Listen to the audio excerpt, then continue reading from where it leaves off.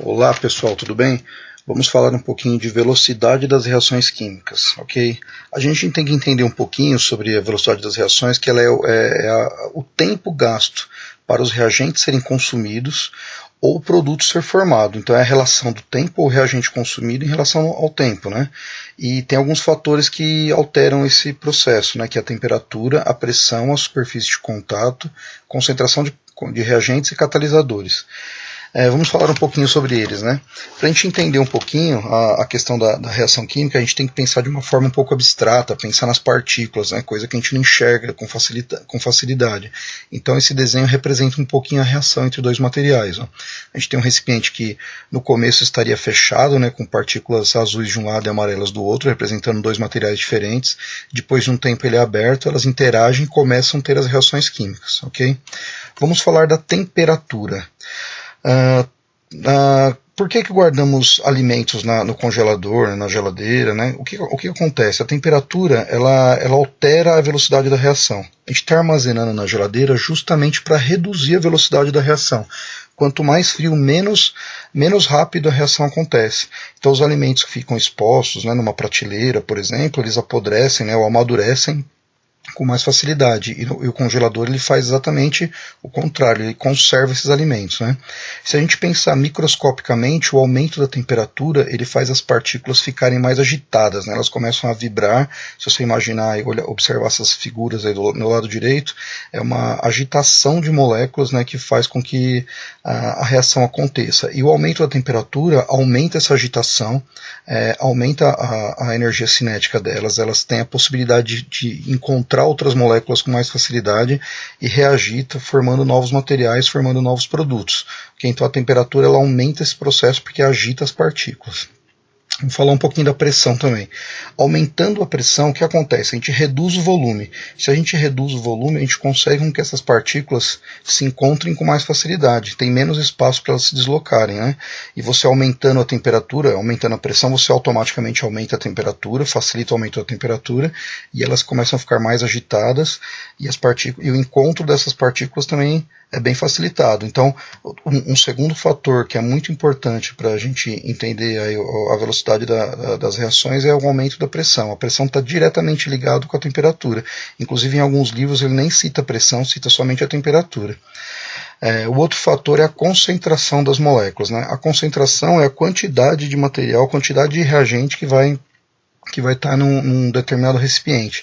Se você mistura dois materiais com uma concentração baixa, a reação ela pode ser mais lenta ou em menor quantidade.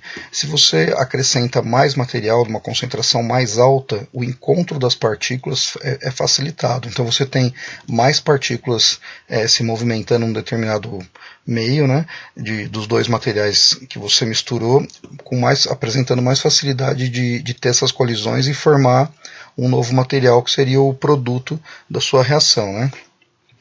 Vamos falar também da superfície de contato. Esse dá para a gente pensar um exemplo um pouquinho mais prático também. Se você dissolve uma pastilha efervescente na água, por exemplo, a pastilha efervescente inteira, vamos imaginar essa figura do lado. Num lado a pastilha está triturada e no outro lado a pastilha está inteira. A pastilha inteira ela demora mais para dissolver do que a pastilha triturada. Por quê? Porque existe um contato da superfície com a água. Se você tem a superfície da pastilha com a água, se você tritura ela, você aumenta o contato dela com a água, a superfície que está entrando em contato com a água. E a pastilha inteira ela tem uma superfície de contato com a água um pouco menor. As partículas menores então facilitam essa reação química, ok? Os catalisadores são bem importantes. Os catalisadores são materiais que participam, que aceleram a reação química, eles são responsáveis por acelerar a reação química, mas eles não são consumidos no processo. Então eles não fazem parte do processo, não entram como reagentes, né? Um dos principais catalisadores que a gente tem aí é o catalisador do escapamento dos automóveis, né, que transforma o gás CO no gás CO2, numa maneira mais... Os dois gases são poluentes, né, mas o CO é um pouco mais poluente que o CO2, ele é mais prejudicial ao meio ambiente, né, e ele consegue fazer essa transformação e acelerar o processo, transformando o CO em um CO2. Né, o CO é o monóxido de carbono e o CO2 é o dióxido de carbono. Inclusive o CO2 é consumido pelas plantas no processo de fotossíntese, né.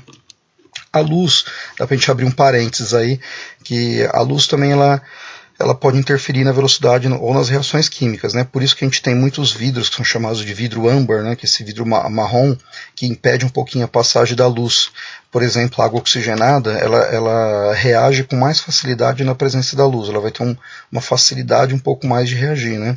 E a luz é um desses componentes que ajuda um pouquinho nesse processo. Okay? Vamos falar um pouquinho da análise gráfica agora.